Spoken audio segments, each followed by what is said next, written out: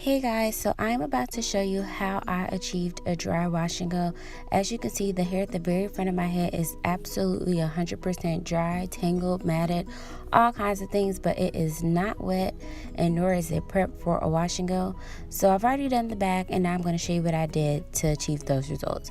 So first I need to spray in some detangler. I use the Do Grow detangler because I literally have not combed my hair in like days, possibly a week, who knows. And so I spray the detangler in and smooth it through my hair. And then I'm going to follow up with some Main Choice leave-in detangler and conditioner spray. If you already have detangled hair that you know you've been actively taking care of, then you don't need to do these steps first. You can just jump right into putting in your gel. I'm using the Ampro Olive Oil Gel. It has to be gel that is water-based because you aren't using any water. You need something that is going to kind of act as a water and a styler. And so all you have to do is you take that styler, and you do end up using more than you would normally use had you like started with wet or damp hair, and you just rub it through your hair.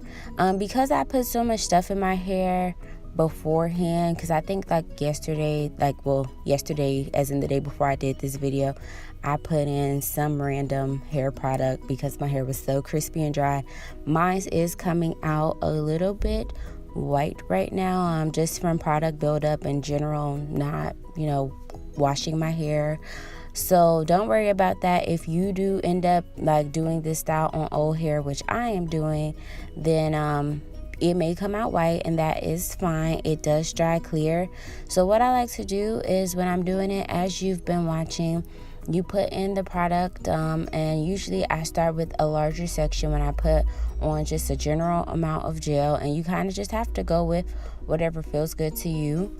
So I put in the product, and then what I do after I put that product in is split the section in half, and then I use some more gel to kind of go through and shingle the curls.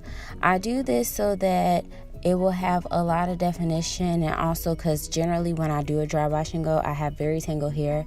And as we all know, the key to a really nice defined wash and go is to have tangle free hair, so you have to really get in there and detangle. And then also I like to use the shingling method, because when you do use the shingling method, if you have a lot of products in there, it helps you to remove a little bit of that excess product when you are going through each strand and kind of defining it. So I do that, and then make sure you get the roots.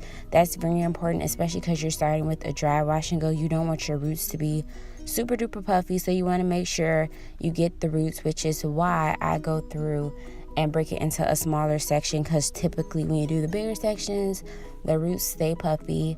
And overall, I would advise you to do small sections. I just occasionally get lazy with my hair, as you saw in the beginning when you saw it clearly needed a whole lot of love. But I just prefer to do larger sections. Sometimes I'm trying to cheat, but smaller sections do work a lot better, and you get really great definition.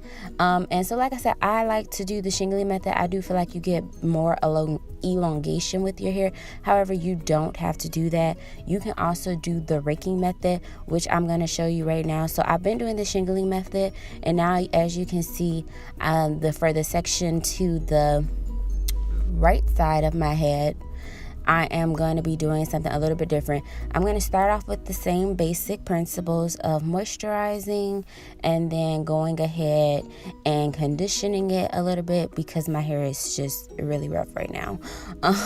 To be honest, it was really rough. It was tangled, had a lot of shed hairs. Like I said, I literally don't think I combed my hair for a week. But I mean, sometimes it's just real like that. You don't always feel like combing your hair. It's not always a necessity in life. But so I started off, like I was saying, with the same thing I did previously, moisturizing and detangling. But instead of going through and doing each section where I go through and kind of define each curl, which takes a lot longer, I'm going to do the raking method. So I'm still going to smooth that gel onto a section of hair. And I do try to do this method with smaller sections of hair, just because usually my hair is tangled. So when you're raking your fingers through with the product, it's better for a smaller section because it's easier to get those tangles out. And so once I've smoothed it in, I kind of start just raking that product through. And as you can see, you still get really good definition when you do that, and it is a lot faster. I mean, it took me way longer to shingle my hair than it did to do the raking method. As you can see, literally the shingling is in double time, and the raking method I have it's just in regular time, because it literally took me forever to shingle those curls. But I do feel like my preference is to shingle, because I feel like I get my hair is a little bit more stretched out. And when you do a dry wash and go, I don't know if I mentioned it, but your hair usually is a bit more elongated than if you had done a wet or damp wash and go. The drier your hair is when you start, the more it is likely to stay stretched out. When you do this method, or any wash and go in general, that's why a lot of people start on damp hair versus soaking wet hair, because you get less shrinkage. But overall, both methods work really good. You get great definition either way. I just feel like with the shingling, I get a little bit more of an elongated look, but it is totally up to you what your preference is and how your curls respond to the different methods of achieving your wash and go.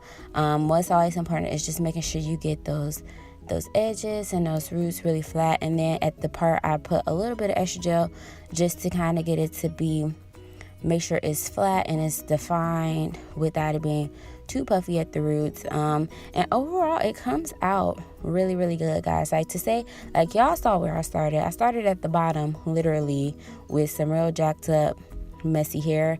And, like, literally, without using any water at all, just a little bit of detangler conditioner plus my gel, I was able to achieve really, really great definition. And I'm going to show you guys how defined it is. And like, when you are doing this method, it is very important that you put product on your ends to make sure that they do not stay frizzy. So as the video was going, I hope that you guys noticed that sometimes I'll put extra gel on the ends of my hair to make sure that they curled up, because the ends of my hair were so frizzy and rough. But now I am all done. And as you can see, I've got a lot of definition. I look like a completely different person, a person who actually takes care of their hair on the regular. And like I said, it is white now, but it will dry clear. Overall, it's a great method. It dries a lot faster than a normal wash and go. It takes like about an hour or two for my hair to fully dry. And the middle of my hair is really, really thick, so that takes the longest. And it looks really great, and I get really great definition as if I had actually washed my hair and did a wash and go. If you have any questions, please feel free to drop them below. Thank you so much for watching, and I hope that you guys have a wonderful day.